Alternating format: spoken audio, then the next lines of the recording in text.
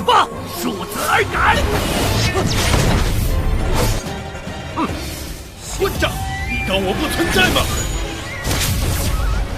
先天境强者，姐，我来帮你。小娘子，青某，岳父，各死也值了！这是什么招式？灭天，青羽，万古月！把我挡住！我还不能死！ Kembali lagi bersama Bang Jago. Seperti biasa, Mimin selalu mendoakan kalian semoga selalu dalam keadaan sehat dan dalam kondisi terbaik ya. Di video kali ini Mimin akan menceritakan sebuah donghua seri San Qian Dao. Tak berlama-lama, langsung saja kita masuk ke isi ceritanya.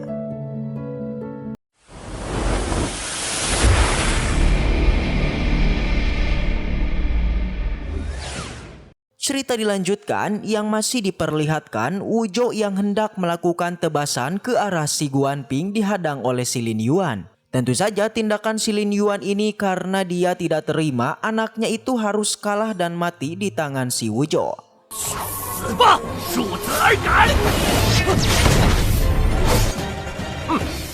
Di sana Lin Yuan sama sekali tidak menyangka guys, di usia yang begitu muda Wuzhou sudah memiliki niat pedang dan menjadi kejam seperti ini.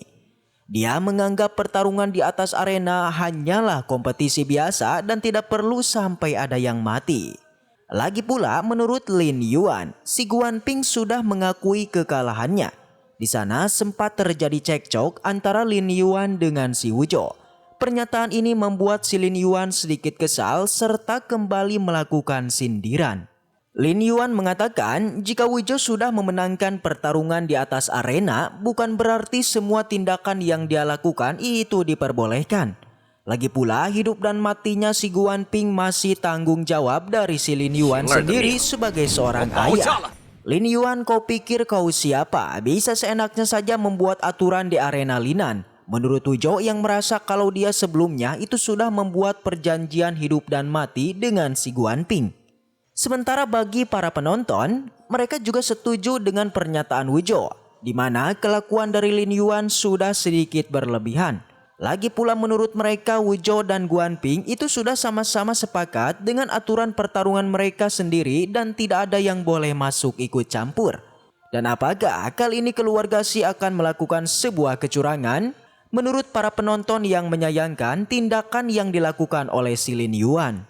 Di saat yang bersamaan, si Guanping kembali bangkit dan memberitahukan ayahnya kalau Wuzhou memiliki niat pedang yang membuat dia tidak mampu untuk mengalahkannya.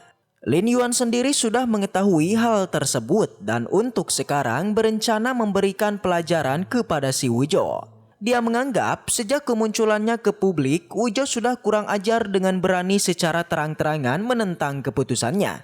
Lin Yuan memastikan bahwa pelajaran kali ini akan diingat oleh Wuzhou sepanjang hidup. Sontak momen ini membuat Patriarkin menjadi marah karena dia tidak terima kalau menantunya akan mendapat perlakuan yang buruk. Tak basa-basi lagi Patriarkin pun segera maju dan melakukan sebuah serangan. Jadinya pertarungan antara kedua patriark keluarga besar di kota Linan ini akhirnya benar-benar terjadi di atas arena. Li Wanpeng yang tidak terima juga berencana membantu si Lin Yuan guna menghadapi Patriarkin. Namun sayangnya ranah inet yang dimiliki oleh Patriarkin dengan sangat mudah bisa mementahkan serangan yang dilakukan oleh si Li Wanpeng. Di sana Patriarkin juga memperingati Li Wanpeng untuk tidak ikut campur dalam masalah ini karena ranah mereka juga jauh berbeda. Namun setelah serangan itu, tiba-tiba Lin Yuan mengatakan, "Patriarkin, aku memang tidak mampu dan tidak punya kesempatan jika melawanmu, tapi orang lain ada yang mampu." Meskipun Patriarkin sudah mencoba memblokir serangan praktisi tersebut, namun tetap saja dia tampak kewalahan karena harus menerima serangan dari dua praktisi di ranah inet. Sontak hal ini membuat Kimou merasa khawatir serta langsung menanyakan keadaan ayahnya. Apakah baik-baik saja? Sang ayah sendiri berkata bahwa dia baik-baik saja dan dia juga mengatakan, nampaknya praktisi ranah init yang menyerangnya barusan itu pasti adalah orang yang selama ini berdiri di belakang dari keluarga Si dan keluarga Li. Serta dia jugalah orang yang sudah membantu mereka dalam membuat senjata dengan niat pedang. Sambil tertawa, praktisi ini mengatakan kalau hari ini dia sudah siap membantu Lin Yuan untuk menyingkirkan patriark keluarga Qin. Mengetahui hal tersebut, Lin Yuan sangat berterima kasih atas bantuan yang diberikannya. Lin Yuan juga mengatakan jika dia sudah menyatukan kota Lina nanti, pastinya tidak akan pernah melupakan kebaikan dari praktisi yang berasal dari sekte Juntian tersebut. Ternyata praktisi ini bernama Jian guys, yang berasal dari sekte Juntian. Sontak hal ini membuat Patriark Qin dan Kimo kaget bukan kepalang ya. Karena kok bisa-bisanya orang dari sekte Juntian itu berani ikut campur di permasalahan kota Linan. Begitu pula dengan Yu Peng yang menganggap kalau Jian adalah orang gila karena berani secara terang-terangan mencampuri urusan kota Linan. Dia juga berniat membantu Wu Zhou kali ini karena kondisinya semakin berbahaya untuk dirinya. Namun berbeda dengan Yao Yao yang masih terlihat sangat santuy, dia sembari memperingati Yu Peng untuk tidak gegabah. Dia menganggap jika Yu Peng dan dirinya ikut campur dalam masalah ini, bisa saja bendera militer peperangan itu akan dikibarkan di kota Linan. Namun tetap saja Yu Peng masih terlihat sangat mengkhawatirkan Wu Zhou. Yao Yao kembali meminta Yu Peng untuk tenang karena Wu Zhou juga belum mengeluarkan kemampuan terkuatnya dalam pertarungan kali ini. Sementara itu, Jian mulai melakukan penyerangan ke arah Patriark Qin. Kimo sendiri kelihatan ingin membantu karena tidak ingin kalau sang ayah berada dalam kesulitan. Namun sayangnya bantuan Kimo langsung dihadang oleh Li Wanpeng yang tidak akan membiarkan siapapun untuk ikut campur dalam pertarungan Patriark Qin dan juga Jian.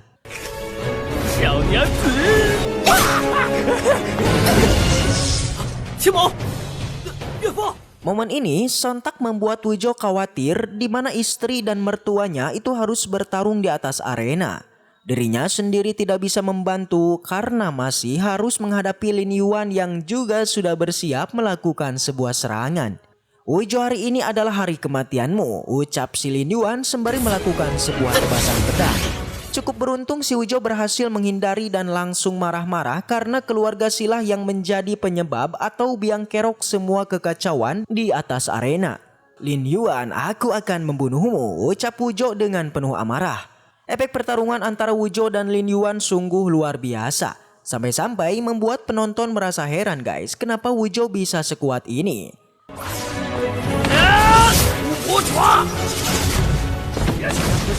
Mereka juga tidak habis pikir kalau Wu Zhou bisa mengimbangi Lin Yuan di atas arena.